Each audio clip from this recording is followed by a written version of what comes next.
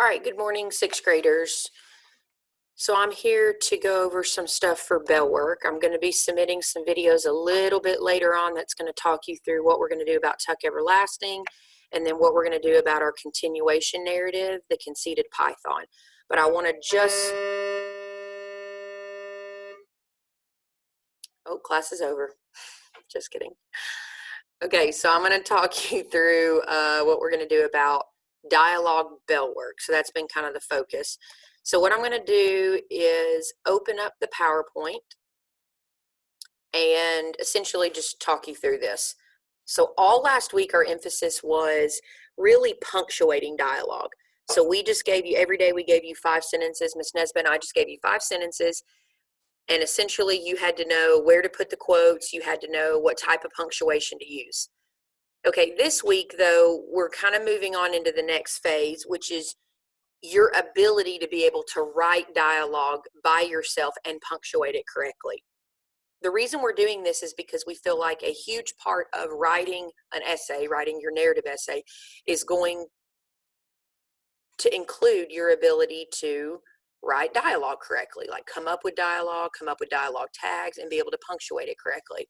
So that's going to be our emphasis this week.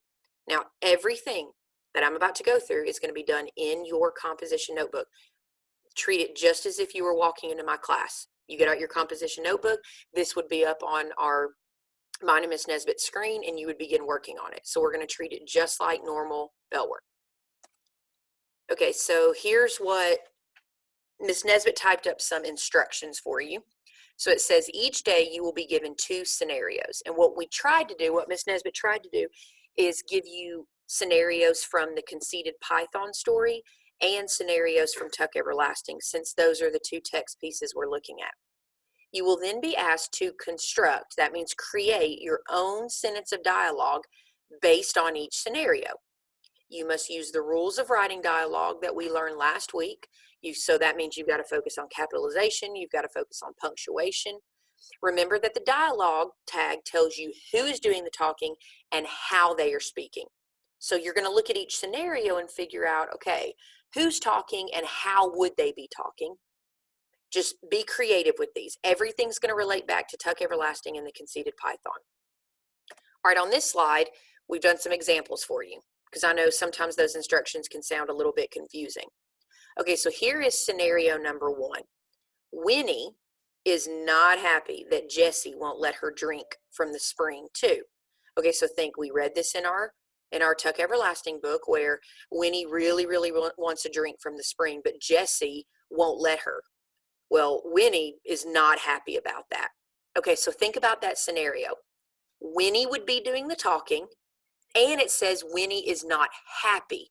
So think about what kind of dialogue tag you could use there. Here's the example sentence that Miss Nesbitt gave us. Winnie crossed her arms and frowned. Okay, so that tells me Winnie is doing the talking or about to do the talking, and it lets me know that she's not happy. When someone crosses their arms and then frowns, you clearly see that they're not happy. Winnie crossed her arms and frowned. It's my wood. I can have a drink of that water if I want. So notice what Winnie says is in quotation marks. The dialogue tag is there at the beginning of that sentence. Okay, here's scenario number 2. Grandmother is furious. So grandmother, probably going to be doing the talking. And notice it says that she's furious that grandfather brought a python home. Okay, so think about things that she would say. Think about things, the dialogue tag. You are crazy if you think you are bringing that thing in my house. Notice the exclamation point.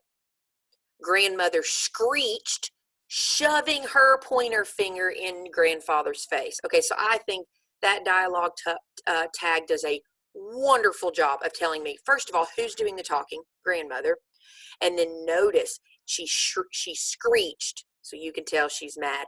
And then if someone points their finger in someone's face, you can definitely tell that they are not happy with that person. So that's what I mean by you're going to be given 2 scenarios, and then you are going to have to create the dialogue and the dialogue tag by yourself. So let's look at today's. Notice at the top in this PowerPoint, every day Miss Nesbitt puts the day and the date so that you can stay organized on what you're supposed to do each day. Here are the two scenarios that she's given you today. Number one, so she's sitting outside in the dry, brittle grass, and she tells the toad why she did not run away like she said she would. Okay, so Winnie's going to be doing the talking. She's going to be talking to the toad about why she did not run away. So think about something she would say, and then think about the dialogue tag that you would use. Go ahead and create a sentence for that scenario. Scenario number two.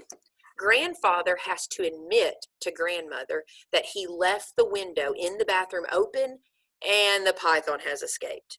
Okay, so grandfather's going to be doing the talking here.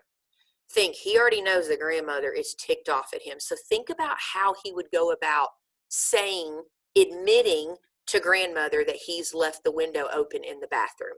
So for today, all you're doing is creating two dialogue sentences with two different dialogue tags based on these two different scenarios. And that's what you got to do for Bellwork today.